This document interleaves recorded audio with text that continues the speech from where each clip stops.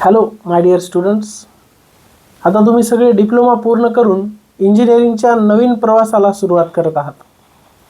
तर हा फक्त आता कॉलेज बदलण्याचा क्षण नाही, तर तुमच्या आयुष्याला नवीन दिशा देणारा टप्पा आहे मित्रांनो. काही वर्षापूर्वी तुम्ही फर्स्ट इयर डिप्लोमामध्ये असंच घाबरत घाबरत ॲडमिशन घेतलं होतं. सगळे नवीन मित्र, नवीन टीचर्स, सगळं वातावरण नवीन होतं तुमच्यासाठी. आणि आज मागे 3 वर्षांत वळून बघितल्यानंतर लक्षात येईल तुम्हाला की तुम्ही किती मित्र मिळवले, किती आठवणी तुम्ही मिळवल्यात, किती नॉलेज मिळवलं. आता सेम पुन्हा एक नवीन सुरुवात आहे. पण लक्षात ठेवा, यावेळी फक्त डिग्री मिळवायची नाही, तर स्वतःचं भविष्य घडवायचं आहे. मग आता हे सगळं जग नवीन आहे तुम्हाला.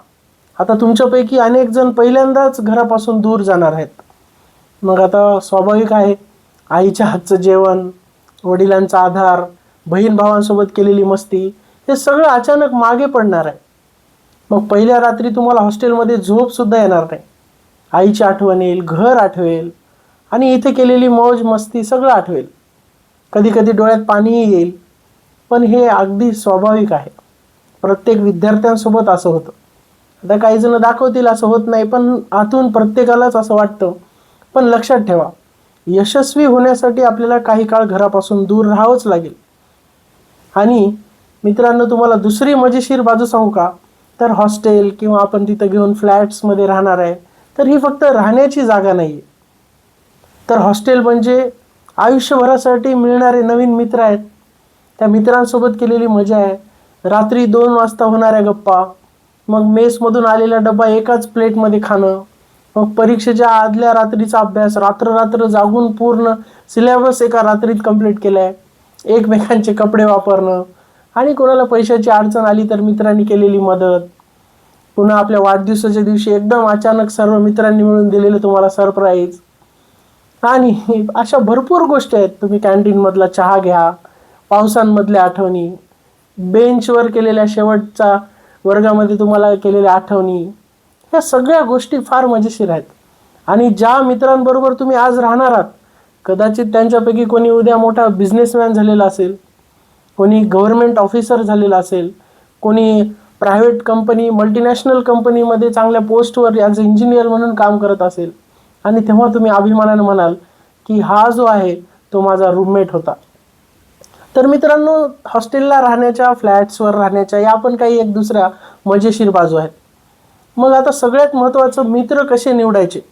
कारण तुम्ही सगळ्यांशी मैत्री करा तिथे गेल्यानंतर, पण ज्यांच्यासोबत राहिल्यावर तुम्हाला असं वाटतं की आपण एक चांगला माणूस बनायचा इथे स्कोप आहे, तर असे मित्र निवडा. कारण तुम्ही ज्या मित्रांसोबत राहताय त्यांची संगत म्हणजेच तुमचं भविष्य ठरवणार आहे. हे फार इम्पॉर्टंट आहे, कारण ह्या गोष्टी कोणी सांगत नाही, कोणी बोलत नाही. मग पहिल्या दिवसापासून हे लक्षात ठेवा. इंजिनिअरिंगला तुम्ही गेल्यानंतर इंजिनिअरिंग फक्त पास होणं, डिग्री मिळवणं, CGPA चांगला पॉइंटर काढणं, एवढंच नाही आहे इंजिनिअरिंग म्हणजे. मग आता नेमकं आपल्याला काय तिथे गेल्यानंतर लक्षात ठेवायचं आहे? तर सगळ्यात महत्त्वाचं असतं की आपला हा जो कॉलेजमधून मिळणार आपल्याला प्लेसमेंट्स आहेत, तर तो शेवटचा दिवस नाही आहे. तर त्या शेवटच्या प्लेसमेंटची तयारी ही पहिल्या दिवसापासून सुरू होते मित्रांनो. मग आता तुम्हाला तिथे 3 वर्ष, खूप मोठा काळ असते 3 वर्ष. तर तुम्हाला काय काय करायचं त्याचा एक एक्झॅक्टली रोडमॅप सांगतो तुम्हाला. तर फर्स्ट इयरला जेव्हा तुम्ही तिथे गेलात, तेव्हा तुम्ही स्वतःचे इंटरेस्ट ओळखा. कोणत्या सब्जेक्टमध्ये मला चांगलं इंटरेस्ट येतो आहे अभ्यास करत असताना, मग कोणत्या क्षेत्रामध्ये माझं करिअर करू शकतो. सगळ्यात इम्पॉर्टंट, कम्युनिकेशन स्किल्स डेव्हलप करा. रोज इंग्लिश बोलायला सुरुवात करा. दररोज 30 मिनटं, 45 मिनटं तुम्ही तुमच्या कम्युनिकेशन स्किल्सवर द्या. कारण क्षेत्र कुठलंही असू द्या, कम्युनिकेशन स्किल फार इम्पॉर्टंट रोल प्ले करणार आहे. MS Excel, PowerPoints, AI tools, हे सगळं वापरायला शिका. मग पहिल्या वर्षी हे सगळं कळाल्यानंतर आपल्याला त्याची सवय होते. मग सेकंड इयरला गेल्यानंतर म्हणजे थर्ड इयरला टेक्निकल स्किल्स डेव्हलप करा. आपल्या ब्रँचशी रिलेटेड सॉफ्टवेअर शिका, प्रोजेक्ट्स करा, इंडस्ट्रियल व्हिजिट्स असतात तिथं त्यांना अटेंड करा, इंटर्नशिप करा. सगळ्यात महत्त्वाचं म्हणजे आपल्याला तिथं प्लेसमेंटसाठी लागणाऱ्या ज्या ज्या गोष्टी आहेत त्या सगळ्या तुम्हाला फर्स्ट डेपासून त्याचं प्लॅनिंग करायचं आहे. आणि एवढा सगळा वेळ तुम्ही जेव्हा त्याच्यामध्ये घालवला, तेव्हा तुम्हाला बोर व्हायले किंवा घरची आठवण यायली, ह्या सगळ्या गोष्टीतून, होम सिकनेसमधून तुम्ही बाहेर याल. आणि मग तिथं इंटरव्ह्यूची प्रॅक्टिस करणे, ग्रुप डिस्कशन करणे, चांगले ग्रुप्स बनवा. आणि इंडस्ट्रीमध्ये आपण प्लेसमेंट प्रोसेसमध्ये कोणत्या कोणत्या सब्जेक्ट्सवर ग्रुप डिस्कशन करायला लावतात. मग ॲप्टिट्यूड एक्झाम, कारण बऱ्याच विद्यार्थ्यांनी ॲप्टिट्यूडचा अभ्यासच केलेला नसतो. मग तिथे त्या ॲप्टिट्यूडची तयारी करा. टेक्निकल इंटरव्ह्यूचे क्वेश्चन्स तयार करा, की हे क्वेश्चन्स विचारल्यानंतर what will be the my answer for this particular questions. ह्या सगळ्या गोष्टी तुम्ही प्लॅनिंग करायचं आहे. मग प्रत्येक कंपनीच्या प्लेसमेंट प्रोसेसमध्ये तुम्हाला इन्व्हॉल्व्ह व्हायचं आहे. आणि सगळ्यात महत्त्वाचं लक्षात ठेवा, आपल्या मार्क्सपेक्षाही आपले स्किल्स इम्पॉर्टंट आहेत. येस, मार्क्स पण आहेत इम्पॉर्टंट, पण सगळ्या कंपनी या तुमचे मार्कशीट्सच बघत बसणार नाहीत. तुमच्याकडे असणारे स्किल्स ते बघतात. मग तुमच्याकडे ते प्रॉब्लेम सॉल्विंग स्किल असलं पाहिजे, तुमच्याकडे लिडरशिप क्वालिटीज असल्या पाहिजे, कॉन्फिडन्स असेल तर तुम्ही ह्या सगळ्या गोष्टी करू शकता बेटा. आणि मग ह्या ज्या नामांकित मोठमोठ्या कंपन्या आहेत त्या तुम्हाला शोधत येतील.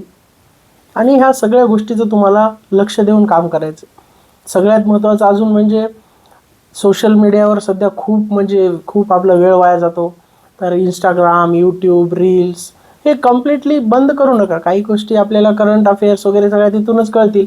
पूर्णपणे नाही सोडायचं हे, पण आपलं पूर्ण आयुष्य त्याच्यावर वायाही घालवायचं नाही बेटा. तर रोज एक 30-45 मिनिटाचं एंटरटेनमेंट ठेवायचं थोडासा. बाकीचं मात्र आपला सगळा फोकस आपला मेन जे प्लॅनिंग करत आलेलो आहे आपण त्याच्यावर करायचा. रोज तुम्ही तिथं असं शेड्यूल बनवा, 3 तास तुमच्या भविष्यावर गुंतवा. आणि बाकीचं कॉलेज लाईफ, हॉस्टेल लाईफ, या सगळ्या गोष्टी तर आहेतच. कधी तिथे गेल्यानंतर तुम्हाला बॅकलॉग येईल किंवा इंटरव्ह्यूमध्ये रिजेक्ट व्हाल, ॲप्टिट्यूडमध्ये फेल व्हाल. बऱ्याच गोष्टी कधी कधी मनासारख्या नाही होणार, पण अशा अपयशाला घाबरून जायचं नाही. आणि असं मनाला म्हणायचं की नाही यार हे आपल्याकडून होणार नाही, किंवा स्वतःला असं कधी कमी समजू नका. कारण आपण चांगल्या मार्क्सनं डिप्लोमा पास होऊन चांगल्या इंजिनिअरिंग कॉलेजमध्ये जात आहे आता.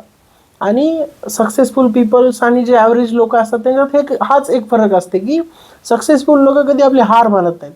जरी समजा 1-2 वेळा म्हणजे अपयश आलं तरी ते त्यांच्यावर काय म्हणतात त्याचं सोल्युशन काढतात, त्यांच्यावर अभ्यास करतात. तर ह्या सगळ्या गोष्टी तुम्हाला तिथे गेल्यानंतर लक्षात ठेवायचं आहे. आणि बऱ्याच महत्त्वाच्या गोष्टी म्हणजे तिथे गेल्यानंतर बरेच विद्यार्थी तिकडचेच होऊन जातात. मग आपल्या आईवडिलांची आठवण येत नाही किंवा इकडचं सगळं विसरून जातात. तर असं नका करू, कारण आईवडिलांचा फार मोठा त्याग असते. त्यांनी तुम्हाला फार काहीतरी स्वप्न बघून तिथे पाठवलेलं आहे. ते सगळ्या गोष्टी ॲडजस्ट करू शकतील, पण तुमची फीस वेळेवर भरतील, तुम्हाला लागणाऱ्या सगळ्या गोष्टी तुम्हाला तिथं सप्लाय करत असतील. तर सगळ्या गोष्टी करायचं, स्वतःची काळजी घ्या, वेळेवर जेवायचं, वेळेवर झोपायचं. आणि माझं म्हणजे सगळ्यात महत्त्वाचं तुम्हाला हे सांगणं आहे की सगळ्या वाईट सवयीपासून दूर राहा. नाहीतर काय होतं, तिथं गेल्यानंतर मॉडर्नायझेशनच्या नावाखाली मग पार्ट्या करणं, पार्ट्यामध्ये मग दारू, सिगरेट अशा काही व्यसन्सच्या नादी लागतात विद्यार्थी. असं प्रत्येकाच्या बाबतीत नाही होत, पण बरेचसे विद्यार्थी त्या मार्गाने जातात. आणि त्या अशा वाईट सवयीमुळं बऱ्याच विद्यार्थ्यांची स्वप्न कॅलिबर असताना खूप हुशार असतात, पण आपलं स्वप्न अर्धवट राहते बेटा. आणि आपण ज्यासाठी गेलोय तो सगळा जो ध्येय आहे ते सगळ्यापासून आपण लांब जातो. त्यामुळं एक लिस्ट सांगतो तुम्हाला मी, आयुष्यभर या गोष्टी लक्षात ठेवा. तर आपल्या आईवडिलांचा, आपल्या शिक्षकांचा नेहमी आदर करा. टाईम मॅनेजमेंट करा, वेळेची किंमत ओळखा, वेळ वाया घालू नका. सतत स्वतः स्किल्सवर काम करत चला की माझे स्किल्स कसे डेव्हलप होतील. इंग्लिश कम्युनिकेशनची प्रॅक्टिस करा, कारण इथे डिप्लोमाला एवढा वेळ भेटला नाही तुम्हाला, पण आता तिथे सॅटर्डे संडे कॉलेजेसला बऱ्याचशा सुट्टी असते. तर कम्युनिकेशन रोज प्रॅक्टिस करायचं. चांगल्या मित्रांचं एक ग्रुप करा, त्यांच्यासोबत कम्युनिकेशन करा. आणि चांगलं व्यवस्थित हेल्थकडे स्वतःच्या लक्ष द्यायचं. तिथं बाहेरचं वगैरे जास्त खायचं नाही, कारण आजारी पडणं तिथं परवडत नाही, तिथं काळजी घेणार कोणी नसतं आपलं. आणि ह्या सगळ्या गोष्टी ओव्हरऑल सगळं लक्षात ठेवून तर तुम्हाला हे प्रवास करायचा आहे बेटा. आणि कधीही लक्षात ठेवा, स्वतःवरचा विश्वास कधीही गमावू नका, हे फार इम्पॉर्टंट आहे मित्रांनो. फार म्हणजे असं मला तुमच्याशी बोलायचं होतं, पण प्रत्येकाला हे बोलणं शक्य नव्हतं. त्यामुळे मी फायनल इयरच्या विद्यार्थ्यांसाठी हा व्हिडिओ बनवत आहे.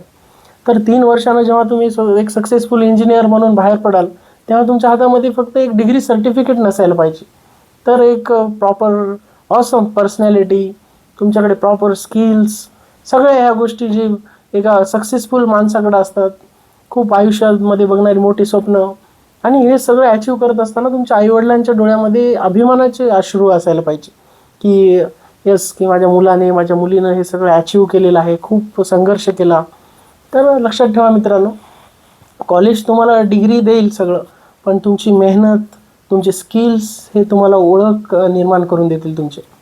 आणि एक दिवस मग असंच जेव्हा तुम्ही चांगल्या कंपनीमध्ये किंवा कुठे गव्हर्नमेंट जॉबला लागलाय आणि तुमच्या पहिल्या पगाराचा मेसेज जेव्हा मोबाईलवर येईल, त्यावेळेस तो सगळं मागे केलेला संघर्ष विसरला जाईल.